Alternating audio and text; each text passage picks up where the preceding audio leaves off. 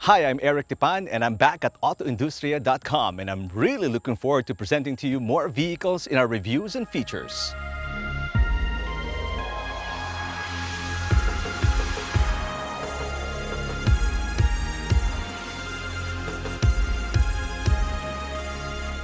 Let's start with this one. Toyota's Fortuner was updated late last year with a fresh fascia, some new equipment, and two new variants, the Q and LTD. Now, while it's certainly tempting to check out what the new trims offer, prices, by the way, range between 1.9 to 2.4 million pesos. We'd like to kick off 2021 modestly with a look at the G automatic transmission and see what this base trim brings the year model 2021. It's always the front that gets facelifted during a mid-cycle update, and although they're minor, redesigned headlamps, reshaped bumpers, an all-new grille, it freshened up the look of the Fortuner and more importantly, created buzz for the brand during a really rough time for the industry.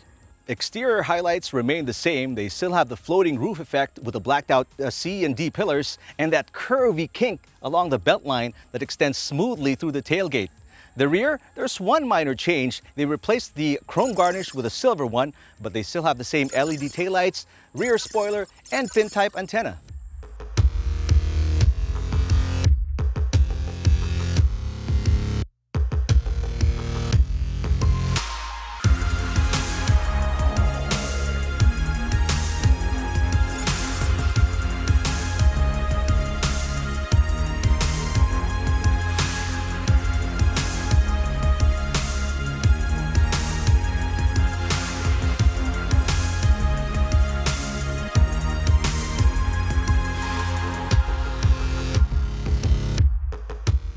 Keyless entry is standard and it gets a plain rotary type ignition system plus black fabric seats, which aren't deal breakers for me. Steering wheel is plain urethane, but being blessed with buttons for audio, phone, and voice command, it makes controlling the infotainment system that much easier.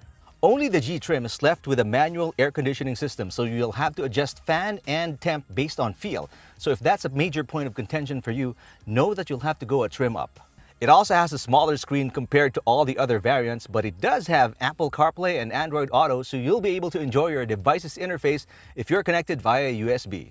One thing it has more of compared to the top trim, it has three 12-volt accessory outlets. Seat color is black, which I personally like, and it's new to the G variant, but it could use a little bit more cushioning and bolstering because since the second row seats slide and also recline, that can definitely up the comfort level. Also, I love how the second row cup holders have been fitted into the center armrest. There are third row seats good for two people, kids preferably, but these don't stow away the modern way. The backrests fold forward, but the seat folds up and latches onto hooks, which eats up some inches of cargo space on the side. However, the Fortuner still brags 716 liters of cargo space. Powering it is the smaller of the two Toyota GD engines. It's a 2.4-liter turbo diesel with an air-cooled intercooler, which produces 150 PS and 400 Newton meters of torque, sending that to the rear wheels via a 6-speed automatic transmission.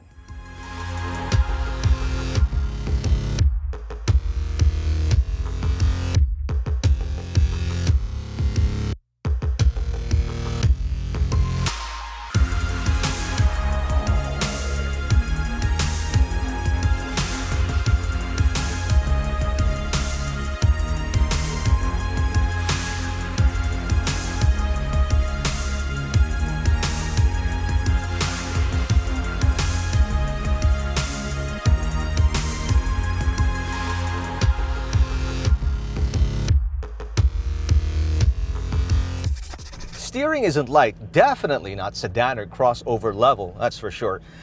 There is a palpable amount of weight that you feel from the steering feedback, but not too much, just enough to make you realize you're driving a mid-size SUV. Rollover resistance, not pretty high. I mean, you've got to remember, this is a tall vehicle. You've got a significant amount of ground clearance at over 200 millimeters, so don't go crazy around bends and fast corners for sure. Comfort, definitely levels above the first generation Fortuner, but there is a certain amount of stiffness because you still share the same platform as the Hilux and the Innova, which is the IMV platform of Toyota. Fuel economy, I got about 9.5 kilometers per liter. in combined driving, city and highway. But when I did a lot of highway drives, I reached about 14 kilometers per liter, which is pretty good. I mean, both numbers actually pretty good for a big vehicle like this. The engine feels robust. I mean, it feels like it can give you more than its output. That's what it feels like from behind the wheel, right? If you're on eco mode, you have to put a little more throttle pressure when you want to overtake. Not that you can't, you definitely will be able to, but just a tad more throttle pressure than the usual. But if you're on sport mode, pretty fast. I mean, it's pretty responsive, and that's where you're gonna want to stay at most of the time if you're driving.